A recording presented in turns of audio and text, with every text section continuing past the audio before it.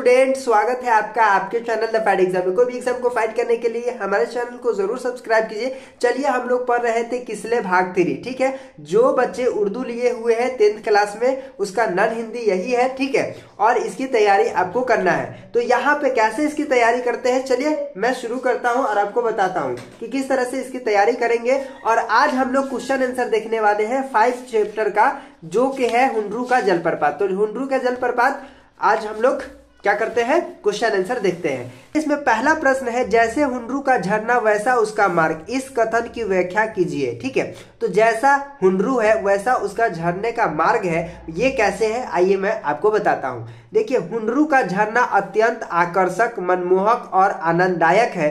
ठीक है, यानी कि हुंडरू का झरना जो है अत्यंत, ठीक है, आकर्षक है, बहुत आकर्षक है। ठीक है, मनमोहक है और आनंददायक है। ठीक है, उसी प्रकार हुंडरू जाने का मार्ग भी आकर्षक, मनमोहक और आनंददायक है। जिस तरह से हुंडरू का झरना आकर्षक है, मनमोहक है और आनंददायक है, उसी प्रकार हुंडरू जाने का मार्ग भी, यानी कि रास्ता भी क्या है, आकर्षक है, मनमोहक है और आनंददायक है। मार्ग में विहर जंगल है, यानी कि बहुत जंगल है, जिसमें हिंसक, हिंसक के मतलब बोलते हैं जो क्या बोलते हैं, शिकार करने वाले जानवर वगैरह होता है, उस सब का आवाज आता रहता है। विविध पक्षियों का कलरव, और काफी सारे अलग अलग पक्षी होते हैं जिसका जो वो बोलता है, आवाज जो होता है मनमोहक लगता है।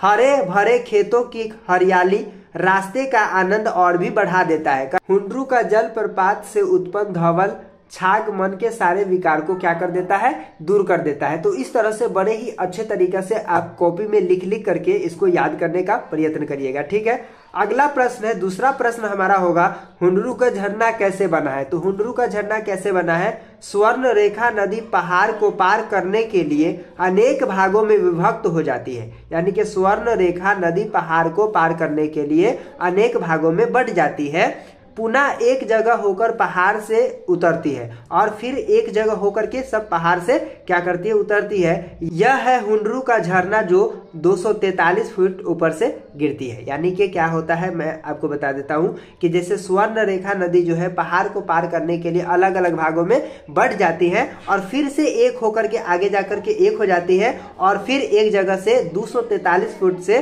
क्या करती है, नीचे गिरती है। ठीक है, तो ये आप समझ गए होंगे। झरने से भी ज्यादा खूबसूरत मालूम होता है झरने से आगे का दृश्य। उस दृश्य की सुंदरता का वर्णन अपने शब्दों में कीजिए। यानी कि झरने से भी ज्यादा वहां के आगे का, झरने के आगे का दृश्य, ये अपने शब्द में आपको बताना है। तो उत्तर होगा, हुंडरू झरने से भी ज्यादा खूबसूरत मालूम होता है। यानी हुंडरू झरने से भी ज्यादा खूबसूरत मालूम होता है उसके आगे का दृश्य, और हुंडरू के झरने से भी ज्यादा खूबसूरत उसके आगे का दृश्य मालूम पड़ता है।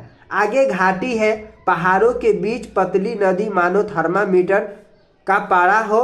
ठीक है, इर्द गिर्द पत्थरों का अंबार, उस पर झाड़ी, चारों ओर सुंदरता ही सुंदरता दिखाई पड़ती है। और यहाँ पे जो है चारों तरफ सुंदरता ही सुंदरता दिखाई पड़ती है। संपूर्ण दृश्य प्राकृतिक है, और पूरा दृश्य प्राकृतिक है, यानी कि मनुष्य ने नहीं बनाया है, प्राकृतिक ने ही उससे क्या किया है, बनाया है। स्वर्ग जैसा सुख देने वाला हुंडरू के झरने से आगे का दृश्य है। और क्या, स्वर्ग जैसा सुख देने वाला हुंडरू के झरने के आगे का दृश्य है। ठीक है, तो इस तरह से आप बड़े ही इजी तरीका से आसानी से याद करेंगे और कॉपी में लिखते चलेंगे। ठीक है।